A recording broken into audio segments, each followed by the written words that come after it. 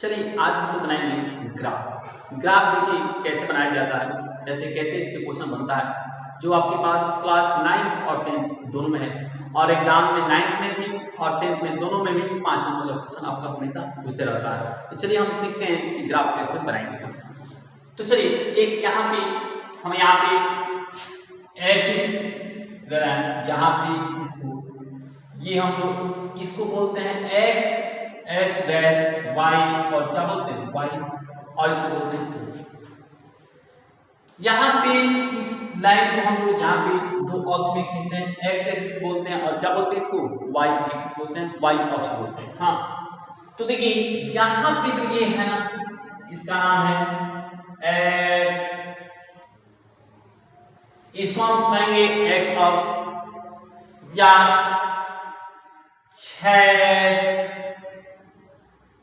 तेज अक्ष, या इसको हम लोग भुज के नाम से भी जानते हैं, या इसको ऐसे भी बोल देंगे एक्स ओ एक्स डैश।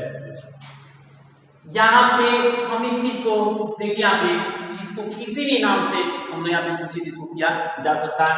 इसको बोलते हैं एक्स अक्ष बोलेंगे, या इसे क्षैतिज अक्ष बोलते हैं, या इसको भुज कहते हैं, या एक्स ओ एक्स डैश इसको क्या कहेंगे, इसको बोलते हैं। हाँ, तो ध्यान रखिएगा कि इस लाइन को, ये पूरे लाइन जो है इसका नाम ऐसे हम बोलते हैं। हाँ, उसके यहाँ पे देखेंगे इस लाइन को हम लोग क्या बोलते हैं, वाई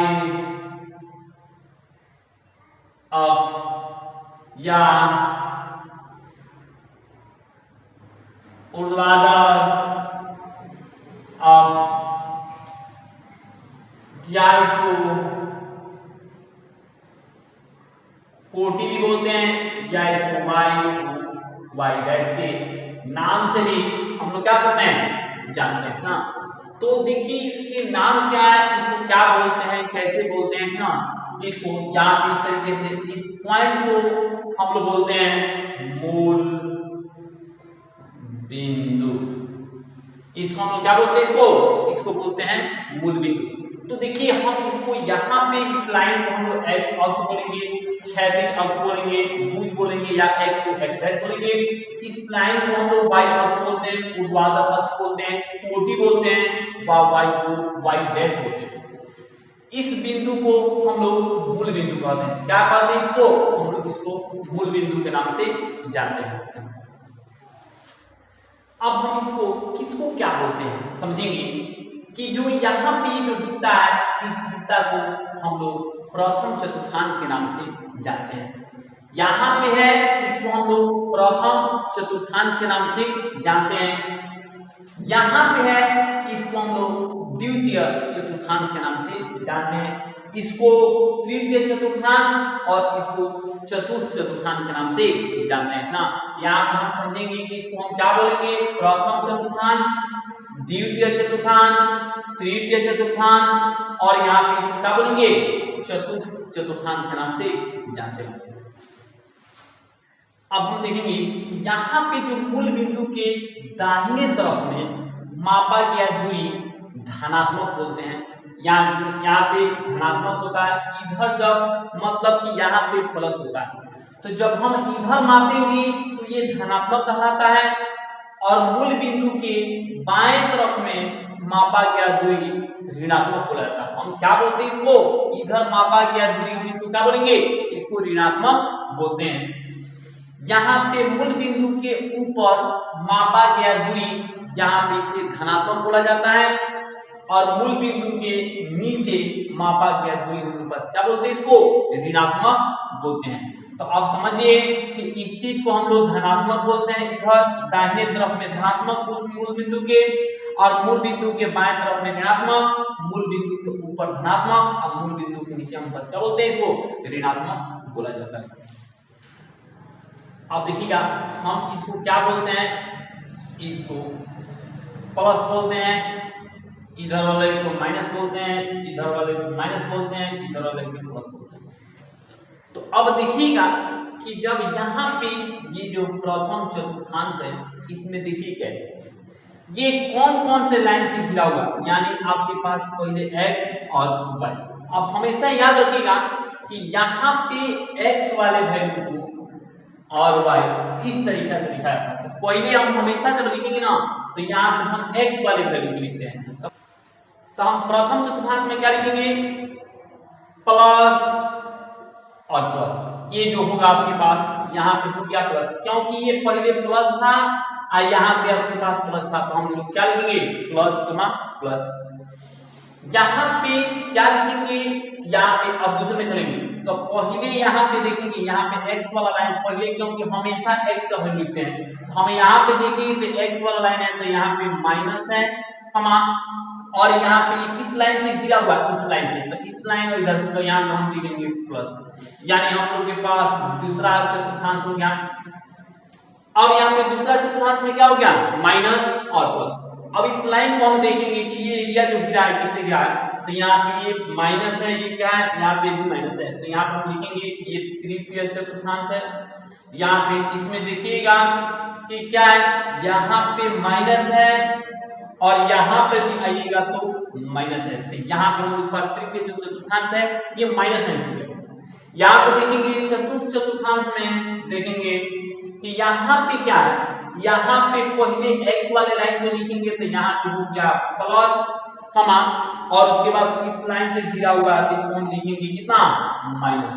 यानी हमारे पास यहाँ पे क्या हो गया, प्लस और माइनस। यानी आपको याद रखना पड़ेगा कि जो प्रथम चतुर्थांश में होता है, प्रथम चतुर्थांश में तो ये प्लस कमा प्लस। अब आपको याद रखना पड़ेगा पहला जो चतुर्थांश होता है ये पहला होता है प्लस कमा प्लस। दूसरा चतुर्थांश में देखिएगा यहाँ पे माइनस कमा प्लस, यहाँ पे लिखिए माइनस कमा प्लस। यहाँ पे तीसरे चतुर्थांश में आइएगा तो देखिएगा कि यहाँ पे तीसरे चतुर्थांश में क्या रहेगा, माइनस कमा माइनस। और यहाँ पे लास्ट चतुर्थ चतुर्थांश में कैसा होगा, यहाँ पे तो यहाँ पे प्लस और कमा क्या होगा, माइनस। यहाँ पे प्लस कमा माइनस, ये हम लोग के पास क्या हो जाएगा, ये वैल्यू मिल जाएगी। इस चतुर्थांश में क्या होता है, इस चतुर्थांश में कैसे लिखते हैं ना, यहाँ पे इस वैल्यू को हम लोग लिख सकते हैं। अब देखिए हम एक वैल्यू कैसे लिखते हैं। ये जो है यहाँ पे जो मूल बिंदु होता है वहां पे 0 लिखते हैं, 0,0 होता। यहाँ पे अगर आप इसमें अगर वैल्यू बराबर बराबर, अगर यहाँ पे जितना दूरी लिए उतना ही ग्राफ में इतना ही दूरी इधर भी लिया जाता है। ये जब ग्राफ बनेगी तो जितना डिस्टेंस होगा उतना ही डिस्टेंस यहाँ पर भी होगा, उतना ही डिस्टेंस यहाँ पर भी होगा, उतना ही डिस्टेंस यहाँ पर भी होगा। ये जो दूरी होगा एकदम बराबर बराबर मानकर चलते हैं। तो यहाँ पे हम इसको 1 लिख सकते हैं, 2 यहाँ पे 3, यहाँ पे कितना हो गया 4। तो जितना गैप आप इसमें दिए हैं उतना ही गैप आपके पास यहाँ से भी माइनस, यहाँ पे 1 इधर चलेंगे माइनस होता, इसको माइनस देंगे, यहाँ पे -2, यहाँ पे -3। इस तरीके से जब भी आप बनाने जाइएगा तो यहाँ पे ध्यान दीजिएगा कि यहाँ पे जितना डिस्टेंस यहाँ पे है वही डिस्टेंस आपको हर जगह पे देना पड़ेगा। आपको डिस्टेंस में कोई चेंजिंग नहीं करना होगा। आप उसी तरीके से जब आप यहाँ पे ऊपर चलेंगे तो ऊपर y एक्सिस पे चलेंगे तो यहाँ पे प्लस होता है तो प्लस लिखेंगे, यहाँ पे प्लस देने की जरूरत नहीं है, आप ऐसे लिखें 1। जितना गैपिंग यहाँ पे इधर दिए उतना ही गैपिंग आप यहाँ पे देंगे, जितना गैपिंग यहाँ पे देंगे उतना ही गैपिंग यहाँ पे देंगे। तो आप इसको इस तरीके से वहां पे ऊपर पे प्लस लिखेंगे, और उसके बाद से जब आप नीचे चलेंगे तो यहाँ पे जो डिस्टेंस आप यहाँ पे दिए, अब नीचे वाले में माइनस लिखते हैं तो हमें यहाँ पे माइनस देना पड़ेगा। यहाँ पे -2 लिखेंगे, यहाँ पे -3 लिखेंगे, और इस तरीके से हम इसको वैल्यू क्या कर सकते हैं, यहाँ पे बैठा सकते हैं और बना सकते हैं ना। तो आप हमेशा इस तरीके से वैल्यू को हम देखते हैं। अब इसमें कुछ वैल्यू हम देते हैं, देखेंगे 3, 2, यहाँ पे b -3, 1, c -2, -3, और d में 4, 2। इसको आप इस ग्राफ में आप दिखाइए, इस वैल्यू को इस पॉइंट में दिखाइए कि हम इसको वैल्यू कैसे लिखेंगे। तो यहाँ पे थोड़ा समझिएगा कि जो a का वैल्यू है, ये जो वैल्यू हम लिखते हैं x, y, कैसे लिखेंगे x, y, हम कैसे लिखेंगे? तो ध्यान दिए पहले x का, अगर आपका x में अगर यहाँ पे वैल्यू प्लस होगा तो इधर दर्शाइएगा, अगर माइनस होगा तो इधर दर्शाइएगा।